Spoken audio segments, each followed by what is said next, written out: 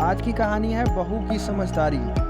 सोना की सासू माँ उसे सुनाते हुए फ़ोन पर कह रही थी, अरे क्या करें, हमारी बहू का भाई नहीं है ना, तो उसकी मासी से लेकर नानी तक सभी के घर जाने का काम उसे ही करना पड़ता है। उसके घर में कुछ भी हो निकल लेती है मेरे बेटे को लेकर।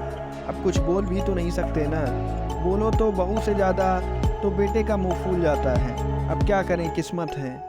उनका बोलना ख़त्म हुआ ही था, देखा बहू बड़ी चिंतित हो फ़ोन पर बात कर रही थी। उन्हें लगा फिर कोई बीमार हुआ और गुस्से में बहू से बोल पड़ी, अब कौन मर गया। बहू की आंखों से आंसू देख सकपका गई। तभी बेटा भी चिंतित सा आया।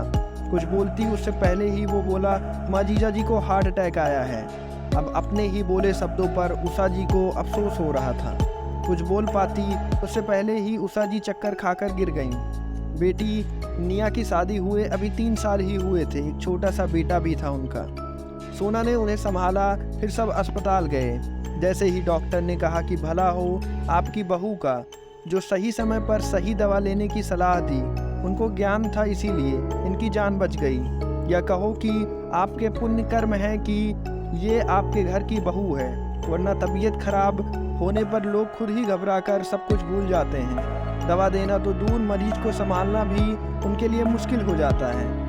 लगता है बहुत सेवा की है सबकी आपकी बहू ने, और उसका मेवा आपको आज मिल गया।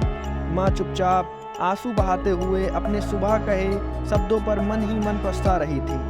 शायद सोच रही थी, बेटा ठीक कहता है, सेवा करने का मौका हर किसी को नहीं मिलता, क्योंकि पुण्य सबकी किस्मत में नहीं होता। डॉक्टर के जाते ही उन्होंने बहू से माफ़ी मांगी और उसे धन्यवाद भी दिया।